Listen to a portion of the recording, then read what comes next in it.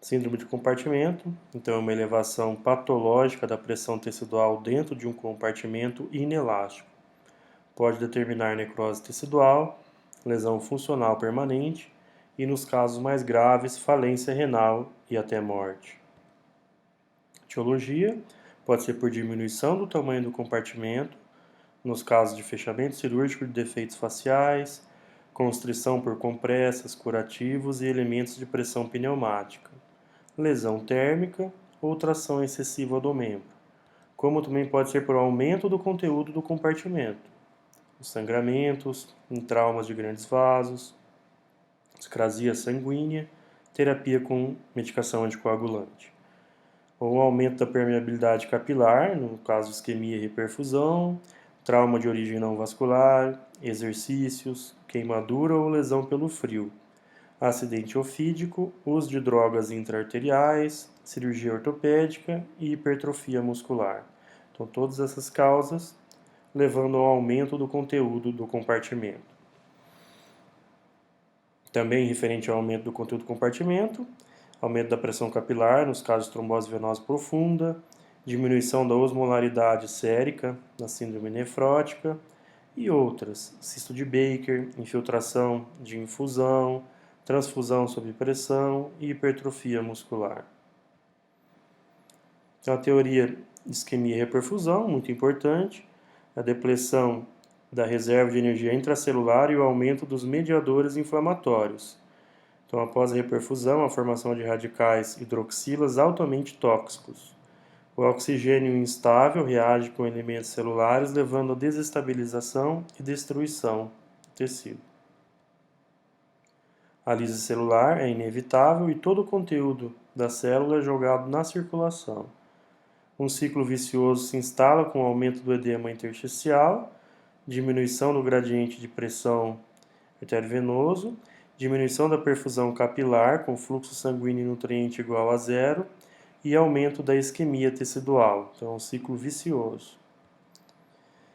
Acidose metabólica, hipercalemia, insuficiência renal pela mioglobinúria, além de insuficiência renal aguda. Então, as complicações metabólicas, uma outra, a mioglobina, pelo seu efeito tóxico, é hoje aceito como principal fator responsável pela falência renal pela rabdomiólise.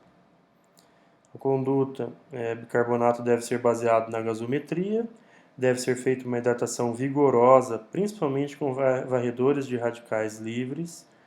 O manitol é um varredor do radical hidroxila e um diurético osmótico que deve ser usado na manutenção do volume urinário elevado, entre 200 e 300 ml hora.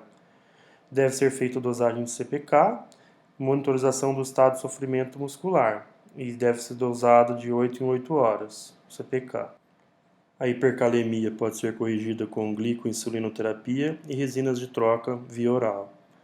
Hemodiálise pode ser necessária. A medida isolada da pressão do compartimento possui baixa sensibilidade para a determinação do grau de isquemia muscular. Muitas vezes as manifestações clínicas são insuficientes, levando a extensa necrose muscular.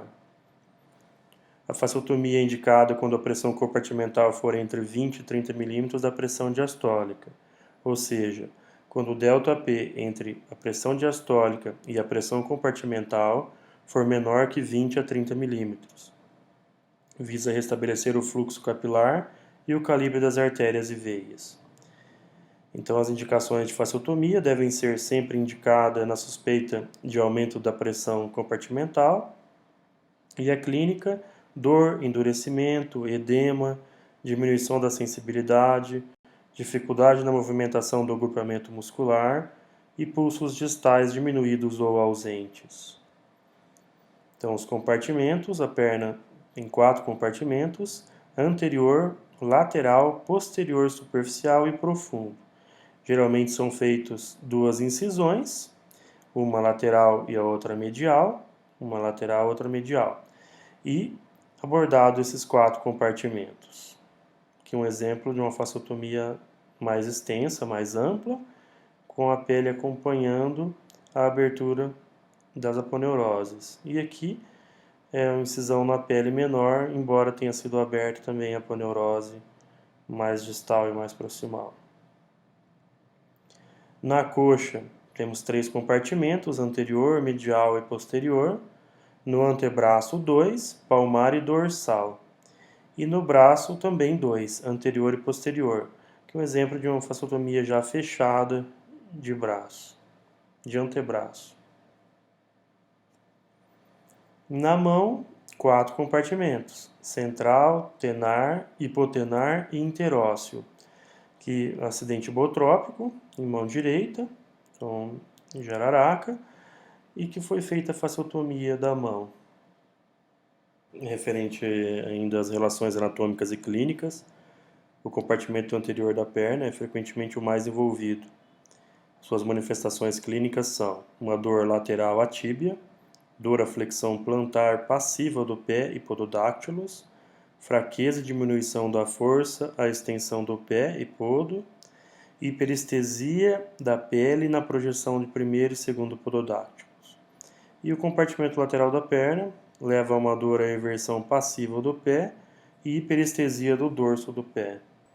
Então, na síndrome compartimental do membro inferior, é feita uma incisão medial para abertura dos compartimentos posteriores superficial e profundo e uma incisão anterolateral para abertura dos compartimentos anterior e lateral. Então, uma incisão anterolateral para abrir os compartimentos anterior e lateral e uma incisão medial para abertura dos compartimentos posteriores superficial e profundo. Compartimento palmar do antebraço leva a uma dor na extensão passiva do polegar e dedos, dor na musculatura flexora do antebraço, diminuição da força na flexão do punho e dedos, hiperestesia na distribuição dos nervos radial e mediano, edema e induração da musculatura anterior do antebraço. No compartimento dorsal do antebraço, levando a dor à flexão passiva do punho, polegar e dedos da mão, diminuição da força para extensão do punho, polegar e dedos, e uma hiperestesia do dorso do antebraço e mão. A técnica cirúrgica, então a anestesia pode ser feita com anestesia local, para fasciotomias isoladas e pacientes graves, ou bloqueio, ou geral, quando se tem a intenção de uma descompressão de vários compartimentos. Técnica cirúrgica, então a fasciotomia semi-fechada ou de pequenas incisões, 2 incisões curtas em ambas as extremidades do compartimento, e caso haja dúvida sobre a viabilidade do tecido, a fasciotomia pode ser ampliada. Fasciotomia aberta ou de longas incisões. Então, no membro inferior, 2 incisões, uma anterolateral a 2 cm da crista da tíbia e uma posteromedial a 3 cm da tíbia. A incisão pode ser fechada em 7 a 15 dias e a segunda intenção, os enxertos são pontuais, como complicações, infecções e hemorragias pela anticoagulação. Pode ser usada uma única incisão parafibular. Referente às complicações, déficits neurológicos, deformidades dos membros, além de amputações. A forma mais comum de lesão nervosa em membros inferiores é o pé equino, e nos membros superiores a contratura de Volkmann. A complicação sistêmica mais temida é a síndrome mielonefrótica. Muito obrigado pela atenção de todos.